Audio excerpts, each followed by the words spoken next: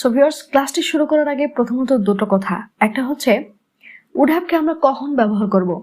কেউ কোনো কিছু করতো, কারো দ্বারা কোনো কিছু করা হতো কিন্তু কোনো কারণে করতে পারে নাই বা করা হয় নাই, এমনটা অর্থ প্রকাশে হচ্ছে আমরা উড হ্যাভ প্লাস ভি3 ব্যবহার করব। এবং আরেকটি কথা, সেটা হচ্ছে যদি আমরা উড হ্যাভ দিয়ে কন্ডিশনাল যুক্ত সেন্টেন্স তৈরি করতে চাই, তাহলে সেক্ষেত্রে যদি আমরা ইফ ক্লোজটি প্রথমে ব্যবহার করি, তাহলে সেক্ষেত্রে ইফ প্লাস হ্যাড প্লাস ভি3, তারপর একটা কমা এবং মেইন ক্লোজটিতে উড হ্যাভ প্লাস ভি3 ব্যবহার করব। অথবা যদি আমরা উড হ্যাভ প্লাস ভি3 বাক্যের প্রথমে ব্যবহার করি, তাহলে মাঝখানে ইফ ব্যবহার করব, সেই ক্ষেত্রে কমা দেওয়ার কোনো প্রয়োজন নেই, তারপরে হচ্ছে হ্যাড প্লাস ভি3। তো এবার চলো উদাহরণগুলো শিখে ফেলা যাক। যেমন দেখো, I would have gone there but I was sick, অর্থাৎ আমি সেখানে যেতাম কিন্তু আমি অসুস্থ ছিলাম। তার মানে আমি অসুস্থ ছিলাম, যার কারণে আমি সেখানে যেতে পারি নাই। অসুস্থতার কারণে আমি এই কাজটি করতে পারি নাই, তাছাড়া কিন্তু আমি কাজটি করতাম।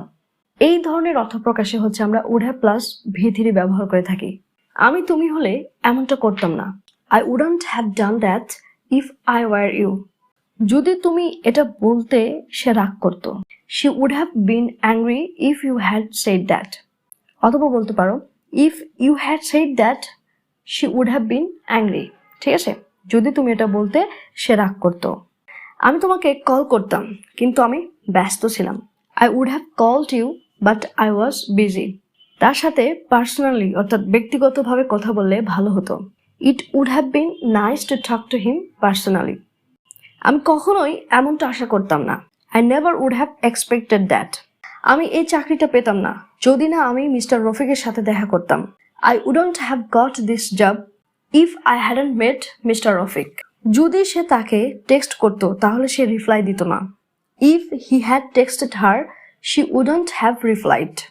সে ড্রেসটা ফিরে দিতে পারতো কিন্তু সে এটা ফেলে দিয়েছে। ধরো তোমার কোনো একটা বন্ধু মার্কেট থেকে একটা ড্রেস কিনে এনেছে, কিনে এনে দেখে যে ড্রেসটা ছেঁড়া। ঠিক আছে, তো সেক্ষেত্রে তুমি বলতেই পারো, she would have returned the dress but she threw it away. আমি আরো কিছু খাবার রান্না করতাম। I would have made some more food. যদি আগে আমাকে মিথ্যে না বলতে, তাহলে তোমাকে বিশ্বাস করতাম। If you hadn't lied to me before I would have believed you. তার বাবা তাকে একটা নতুন ড্রেস কিনে দিতে পারতো কিন্তু ওনার কাছে পর্যাপ্ত টাকা ছিল না। Her father would have bought her a new dress, but he didn't have enough money. আমি আজ সময় মতোই যেতে পারতাম কিন্তু রাস্তায় মারাত্মক ট্রাফিক জ্যাম ছিল। I would have arrived on time today, but there was terrible traffic. আমি কাজটা শেষ করতাম। I would have finished the work. সে ভিজে যেত না যদি সে তার সঙ্গে ছাতাটা নিত। She wouldn't have gotten wet if she had taken her umbrella. যদি আমি জানতাম তুমি হাসপাতালে, তাহলে তোমাকে দেখতে যেতাম। If I had known you were in the hospital I would have visited you. যদি আমি অসুস্থ না হতাম, তাহলে তোমার বিয়েতে যেতাম। If I hadn't been sick I would have gone to your wedding. যদি তুমি আমাকে বলতে, তাহলে তোমাকে সাহায্য করতাম। If you had told me I would have helped you. যদি আমি প্রচুর টাকা উপার্জন করতাম, তাহলে একটা বাড়ি কিনতাম। If I had earned a lot of money, I would have bought a house. If I had earned a lot of money, I would have bought a house.